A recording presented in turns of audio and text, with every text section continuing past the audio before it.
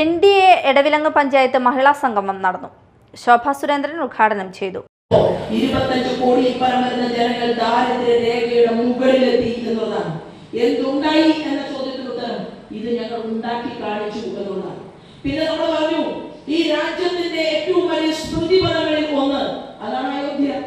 ആ അയോധ്യയിലെ രാമന്റെ ക്ഷേത്രം ഉണ്ടായിരുന്നുവെന്നും രാമനും ലക്ഷ്മണനും ഭരതനും ശത്രുഘ്നനും ഈ നാടിന്റെ പാരമ്പര്യമായിരുന്നു എന്നും ഡോക്ടർ അബ്ദുൽ കലാമിന് അറിയാമായിരുന്നു.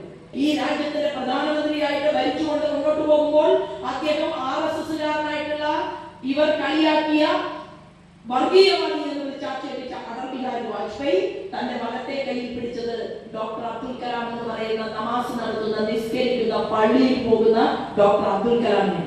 എന്താ ഭാരതീയ ജനതാ പാർട്ടിയുടെ സ്വപ്നം? നമ്മുടെ സ്വപ്നം മോദിജിയുടെ വാക്ക് അത് പ്രാവർത്തികമാക്കി ഇന്ന് ലോക രാജ്യങ്ങളുടെ മുന്നിലേക്ക് മുസ്ലിങ്ങൾ തിങ്ങിപ്പാർക്കുന്ന രാജ്യത്തേക്ക് കോവിഡ് വാക്സിൻ കൊടുത്തു. മഹിളാ മോർച്ച മണ്ഡലം പ്രസിഡന്റ് രജനി രാജേഷ് അധ്യക്ഷത വഹിച്ചു. Subeesh Chethippadath, AR Sreekumar, Rajani Rajesh, Princy Thalassery, KP George എന്നിവർ സംസാരിച്ചു.